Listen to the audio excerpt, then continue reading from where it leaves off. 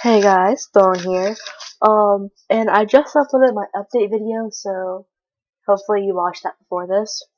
And in there I talked about possibly reading some of the stories I've written. So I decided, since I really don't have time to record anything else, I'm going to read to you like the beginning stages of the story I'm writing. And I finally came up with the name, and it's called Hidden Demons.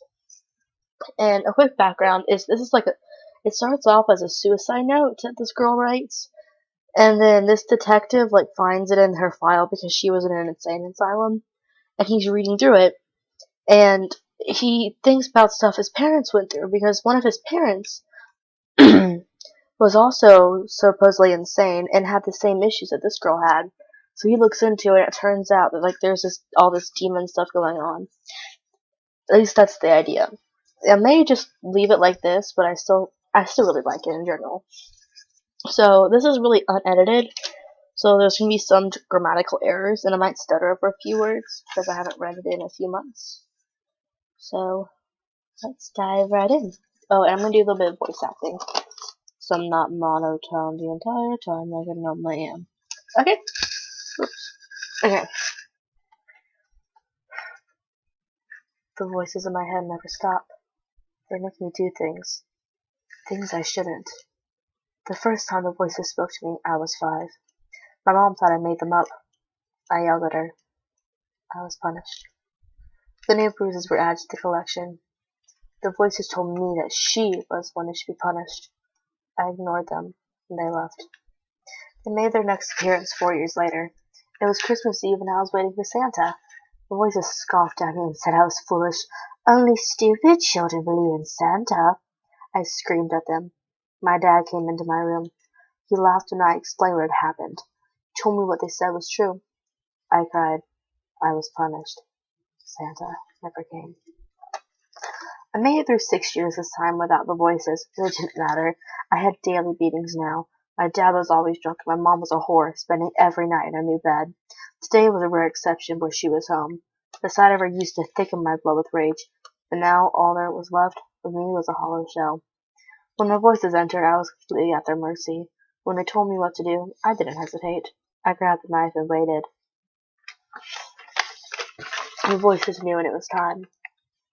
When I entered their room, the voices asked me a very simple question. What do they deserve? Punishment. My parents were found the next day, brutally stabbed and drained of blood. I was found in my room, covered in it. They called me an animal, a monster. I just stared back. I was handcuffed. I was put into the car. I was asked questions. I said nothing. I was put into a cell. The voices said nothing. I stared, all silent. After a month or so of questions, the trial occurred. I still never spoke. I was found guilty. My defense attorney had my sentence changed and claimed I was mentally ill. Might have been, but the voices were gone. I remember thinking that maybe they never existed, that I made them up. I was sent to the asylum the next day. They kept me sedated the whole drive over, but it wouldn't have changed anything. I wasn't going anywhere. I did what was needed. Most of the people in the asylum ignored me. Day after day they walked around muttering to themselves or sat there twitching like a druggie. I didn't belong here, but it was too late for that. I had already sold my soul to the devil. No refunds. I spent years in that place with no one to talk to. Then the voices came back. I couldn't understand anything they said. The voices overlapped. Every day they grew more numerous. Slowly the voices darkened. I turned from talking into chanting. I couldn't sleep. I spent every night hitting my head. I ripped my hair out. The asylum upped my meds. The cycle continued. After a month, I couldn't take it. I flew into a rage. I screamed for help. I slammed my head against the wall. It took 2 security guards to restrain me. By this time, I was foaming at the mouth and growling. I was sedated and put into a padded room for the next few days. I sat and made a plan. The voices went silent. When I was released, the voices screamed no in unison. I ignored them. I was told to stay in my room the next day. I did as I was told, and haven't left the room, and never will.